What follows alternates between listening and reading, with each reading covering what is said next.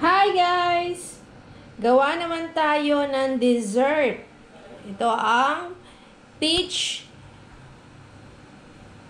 sago with gulaman. Ayan.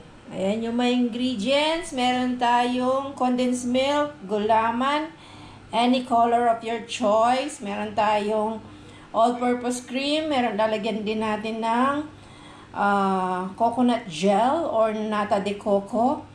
Peaches, of course, yung sago. Meron tayong evap milk.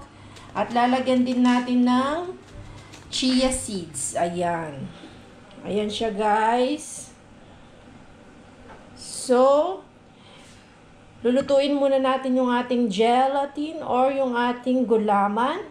Pati na yung ating sago. Yan ang unang step na gagawin natin. Para sa ating gulaman, sundan lang po natin ang instruction sa likod. Ayan. Nasa sa inyo na kung gaano karami yung tubig, kung matigas o malambot ang klase ng gelatin o gulaman ang gusto nyo. So, lulutuin lang natin to. Then, isi-set aside natin para tumigas naman siya. Lalagyan ko rin siya ng asukal. Ayan, nasa sa inyo kung gaano karami. Nasa sa inyo din kung anong kulay ng gelatin ang gusto nyong gamitin. Tapos, isusunod ko na rin pakukuluin yung ating mga sago. Pag ready na yung ating gulaman, ayan guys, ready na yung ating gulaman. Ililipat na natin sa isang container. At patitigasin na natin ito. Dahan-dahan kasi mainit. Yan. Yan. Boiling na yung ating water. Lagyan na natin yung ating sago. At hintayin lang natin silang maluto.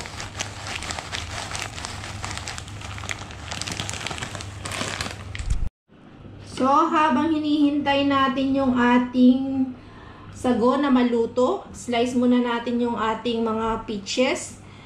Make sure na naghugas kayo ng kamay at nagsabon bago nyo gawin itong step na to. Yung klase ng pagkakahiwa, nasa sa inyo na rin kung paano kalaki at gaano kaliit. Yan, tapos lagay lang natin sa ating container.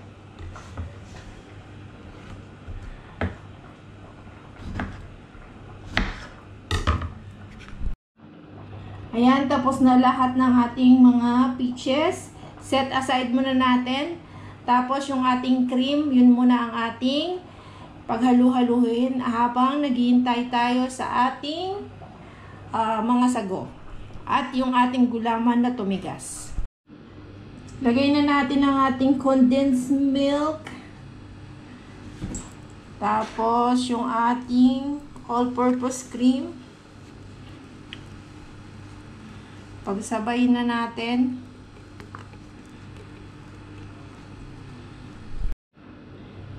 Haluin natin mabuti. Mix, mix, mix.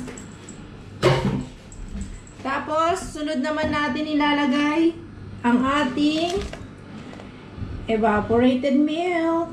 Ayan. Lagay na rin natin ang ating evaporated milk. Ayan. At sabay na natin yung ating na-drain na nata de coco. Ayan. Tapos, paghaluin lang natin ng mabuti para ma-mix ng mabuti ang ating mga ingredients. Ayan. Halo-halo. Ayan. Halo-halo lang natin. Palagay ko kailangan natin magpalit ng mas malaking container. Bago natin ilipat sa isang mas malaking container, lagyan na natin siya ng chia seeds. Ayan. Para meron namang something na anik-anik yung ating dessert, diba? Ayan. Tapos, of course, halo-halo ulit. Ayan. Parang siya may gamo-gamo or meron paminta yung ating dessert, diba? Pero at least, masasabi natin siyang healthy on the other side.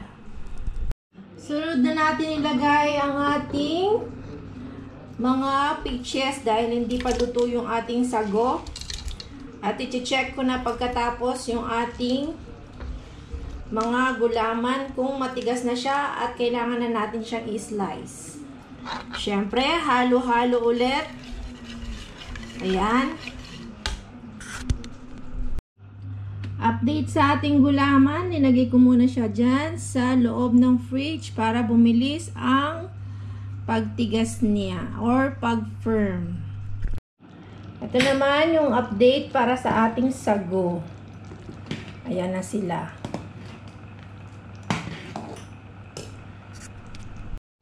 Ayan guys. Hanguin na natin yung ating mga sago. Para sa akin, okay na to. Mas gusto ko yung ganito kasi para pag kinain ko siya, medyo makunat-kunat pa. Palamigin lang natin saglit. Ayan. Ganyan siya. Ayan, nag-moist pa yung ating camera. Ayan, ganyan siya guys. So, hahanguin ko lang to at palalamigin at ihahalo na natin sa ating mixture. Guys, matigas na yung ating gelatin or gulaman. So, pwede na natin siyang i-slice sa sukat or sa laki na gusto nyo, sa liit. Nasa sa inyo na yan. Tapos, ihahalo lang natin dito sa ating mixture. Ayan. By the way, yung ating mga sago, ayan, pwede na silang ilagay dito. Ilalagay na natin dyan. Total, malamig na siya. Ayan na yung ating mixture guys. Nandyan na yun yung ating sago. Yung ating gelatin.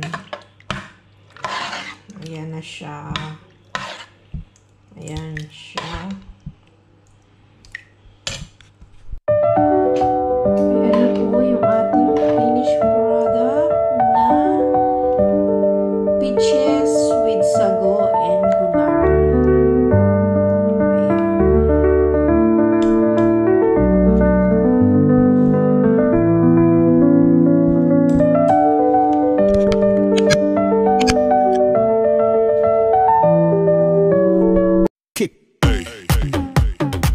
Thanks for watching. God bless everyone.